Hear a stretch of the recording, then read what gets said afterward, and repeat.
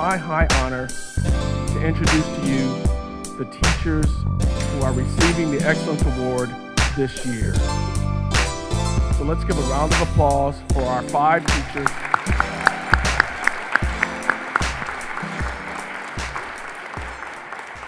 Since this is about education, ladies and gentlemen, please give a nice, rousing round of applause to another champion of education, none other than George Miller. Wasn't nice enough? Wasn't nice enough, George? Thank you for all of the students that helped participate in this program and that have been participating throughout the school year. It's exciting to see these awards being given to the teachers, because if you listen to this tape, this is my life, okay? So, I'm listening to what these teachers are saying, and Mike talked about that if he couldn't present the information in his classroom, if he couldn't present it to be relevant to these young people, he didn't have a chance. And they weren't going to spend a lot of time on material that they didn't see as relevant. Beth was talking about kids working together and working in cooperation and collaboration. More and more we see the successes of classrooms and across classrooms, joint classrooms, across schools, where students are working collaboratively. They're learning from one another. Steve said that he had to start small and they had to build on their successes. That you couldn't continue through that if you didn't build that foundation of successes to continue to go. Nathan really talked about them building relationships and a strategy. That they had to have a strategy to get through the material, to get through the class, not in a burdensome sense, but giving them a vision where they had to go down the road. Eric said that he's preparing them to make choices, but isn't it magnificent that the first choice he wanted them to start thinking about was whether or not they were going to go to college? No matter what their background, the first choice they were going to think about was, how am I going to obtain this goal? Of this college maybe I heard about through sports, or this college I heard about my family, or this college I heard about on the radio. But they're thinking college. When all of this is so successful, they go to Feeney, and she tries to sort out the choices that they have, the conflicts that they have, whether they'll have the resources to do it, whether their friends are going to go with them, or are they going to go on their own, can they go by themselves, can they go away from home, and all of those things. And counselors, of course, are the glue that holds so much of this together. I'm also excited about an award that I'm going to give out.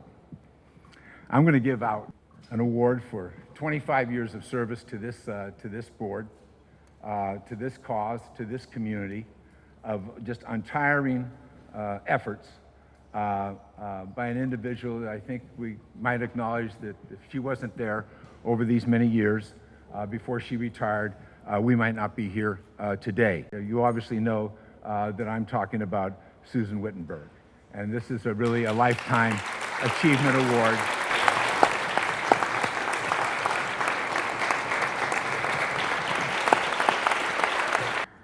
I'm especially honored to be included in today's event, since it focuses on the 2 groups of people I believed were most important when I was the executive director of the Ed Fund: our students and our teachers. I'd like to give you a quick historical perspective of the founding and the work of the Ed Fund during my tenure as executive director. In 1982, the predicted negative impacts of Proposition 13 had become real and very painful. More and more people had begun to say there will never again be enough money for education in California. We had already seen that subjects like art and music were becoming endangered species, and we knew in our heart that the situation was bound to worsen. At the same time in Pennsylvania, though, a very interesting and positive occurrence was taking place. The first public education fund was founded, the Allegheny Foundation, and it is based upon that model that the Ed Fund was created. In 1983, the Richmond Unified Education Fund, or ROOF as we were called for many years, was founded, and I became its first executive director, and I was very honored. When the district went through its very difficult financial period in the 90s, and the district changed its name from the Richmond Unified School District to the West Contra Costa Unified School District, of course, ROOF had to change its name.